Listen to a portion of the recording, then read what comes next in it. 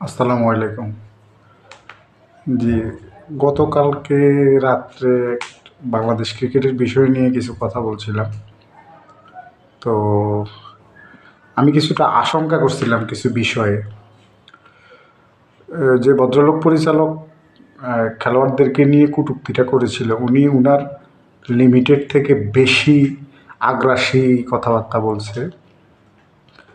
তো এখন একটু আগে দেখলাম যে আপনার ভদ্রলোককে অব্যাহতি ক্রিকেট বোর্ড অব্যাহতি দিছে মনে হয়। আজকে বিপিএলে ম্যাচ ছিল দুপুরে। খেলোয়াড়েরা পূর্বের কর্মসূচি অনুযায়ী খেলা বয়কট করছে। আসলে যেটা অনুচিত বিষয় ওইটাই হইল। এই আশঙ্কাটাই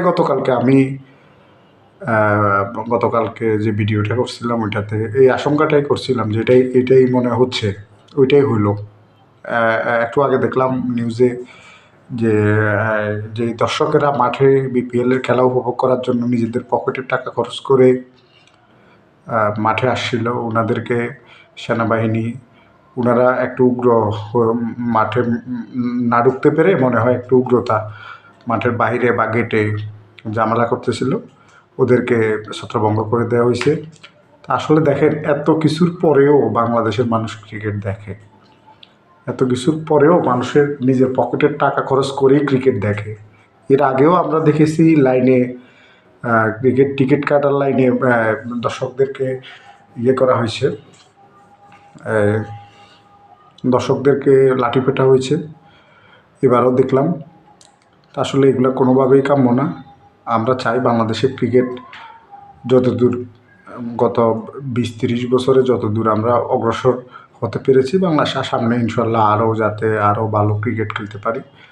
হ্যাঁ, আমাদের একটা পরিবর্তনের ভিতরে তো অবশ্যই যাচ্ছে, ঠিক হবে ইনশাল্লাহ। আমরা আশাবাদী, ইনশাল্লাহ আশাবাদী। আমাদের মতো আরও দেশ আছে, শ্রীলঙ্কাও মাঝখানে বেশ কিছু প্লেয়ার অবসর নেওয়ার পরে ওরাও এরকম একটা টালমাটাল পরিস্থিতির ভিতর দিয়েই ওরাও যেতে হয়েছে।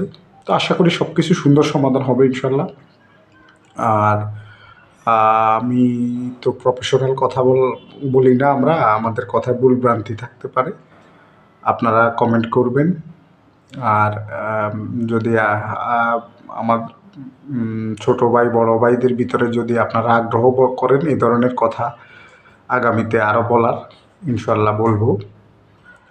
অনেকেই বলে সাংবাদিকরা গত কয়েক বছর একটু বেশি বলে, যেটা বলা উচিত নয় ওইটাও বলে। এক ভদ্রলোক রিয়াসাত আজিমের কথা শুনলে মনে হয় পৃথিবীতে একমাত্র জ্ঞানী ওই ব্যক্তি, আর কেউ জ্ঞানী নাই। তো কিছু কিছু যুক্তিসঙ্গত কথা বলার মানুষও আছে, কিন্তু ক্রীড়া সাংবাদিকতার নামে বাংলাদেশের ক্রিকেটটাকে একরকম অপমান অপদস্থ করার পিছনে সাংবাদিকদের একটা অবদানও আছে। জি, যুক্তিসঙ্গতভাবে সমালোচনা করো, প্লেয়ারদের ক্যারিয়ার নষ্ট করার অধিকার কারোই নেই। প্লেয়াররাও নিজেদের লিমিটেড কতদূর, কাকে কীভাবে সম্মান করা উচিত ওইভাবে কথা বলা উচিত, তাদের কথায় বেশি না বলে মাঠে তাদের খেলে জবাব দেওয়া উচিত। আশা করি সবাইকে আল্লাহ সুন্দর বুঝ প্রদান করবেন। সবাই ভালো থাকবেন। আসসালামু আলাইকুম রহমতুল্লাহ।